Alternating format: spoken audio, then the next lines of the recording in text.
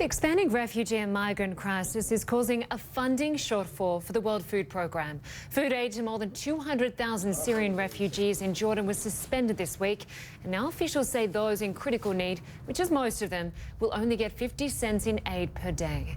For the latest, let's bring in CNN's Ian Lee, who's joining us live from Cairo. These people have fled war-torn areas and now are being told they're not going to get the food they desperately need. How are they going to cope with these fathers, mothers and children? It's going to be very difficult. Jordan has taken quite a few refugees. The government is saying 1.5 million.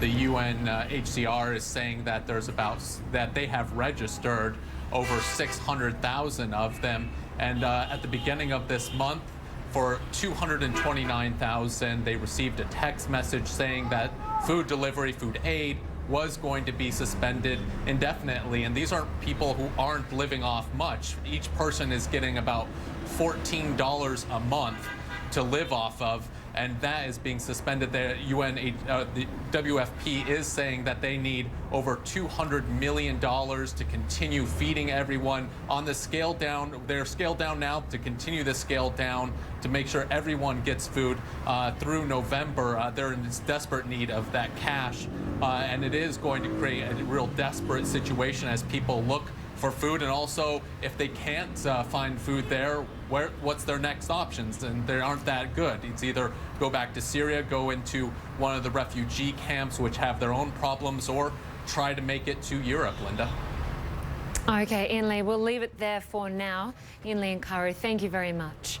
We're going to continue the discussion on this problem. Abeer, Etefa, spokeswoman for the World Food Programme, has said there is currently no sustainable funding and that the crisis is unlike anything seen before. She joins us now from Cairo. Thanks so much for being with us. Thank you for having me. Just explain where most of the funding for the World Food Programme typically comes from.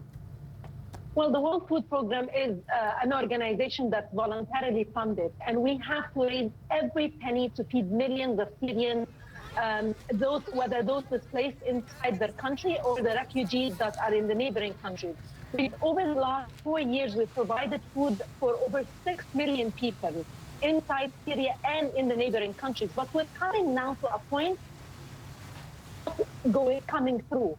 So we're having a very difficult time in continuing the assistance that we have been providing systematically and very much, on a regular basis over many years. And we know there's some 600,000 Syrian refugees in Jordan. How many of those people will be affected by this cut? Well, 229,000 people have been removed from assistance this month. They have been informed in the last 2 months that by September, if the funding does not come through, these people will be removed from the list. And the idea is that we need to continue to be sustainable, providing the assistance to the extremely most vulnerable families. It doesn't mean that the people who were cut off from this assistance do not need it, but it means for us that we need to find a way to continue to assist those people who cannot survive a day without this assistance. And it's barely enough. As you mentioned, it's only 50 cents a day for a person to put food on the table for the person and for the family members they have. So an extremely dire situation. Throughout the region, we've had to cut the value of the vouchers that we provide to the refugees by 50%. So everywhere, whether it's in Lebanon, Jordan, Iraq, Turkey, or Egypt, the situation of our funding is bleak. And in addition, we also have over 4 million people that we are assisting inside Syria. We need immediately more than $200 million so that we can continue to provide this life-saving assistance to refugees and to displaced families. Because people, when they become desperate, they take extreme measures, be it return home where their lives will be in danger, or take these dangerous journeys just in search for assistance, for a better life, for a hope. 50 cents a day is next to nothing. What can that buy them? And will they be forced to actually go without meals completely? 50 cents will not get by these people to get food for a day, but it's something, and we hope that we will get, be able to continue to fundraise so that we restore this assistance. For now, it is hardly enough. People will be skipping meals, eating lower quantities, consuming less nutritious food. We're also seeing signs of children dropping out of school and being sent to the workforce so that they can generate money, or fathers marrying off their daughters young, or some of these families that we have been hearing about taking these dangerous journey, whether going home or to other places like the journey across the Mediterranean. And while Jordan and Lebanon have taken the brunt of refugees, around 1.5 million, the rich Gulf nations have taken virtually none. Are you trying to reach out to some of those nations like Saudi Arabia for more funding?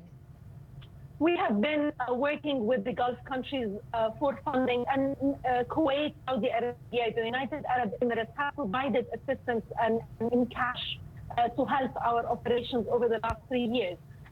But this is a crisis of a huge magnitude. And I think the regular ways of responding to crises like that is not working anymore. We need a response of huge magnitude. We need sustainable funding. Our funding has decreased. 2013, we got more money than 2014 than this year. What is happening? We do not know. And for people who want to donate, what can they do? They can go to www.wc.org/donate and make an immediate contribution, which could be enough to feed a family. I mean, $1 a day can help one person put food on the table for themselves. Okay. Abeer, Etefa, we appreciate your time today from the World Food Programme. And our viewers can also go to our CNN webpage to find those details. Thank you very much for joining us. Thank you. Russia may be raising its stake in the Syrian conflict. Coming up, details on reported military moves by Moscow and what US Secretary of State John Kerry has to say about it. Also ahead, a tweeted photo has investigators looking at a new spot for the notorious Mexican drug lord El Chapo, where the fugitive might be now when we come back.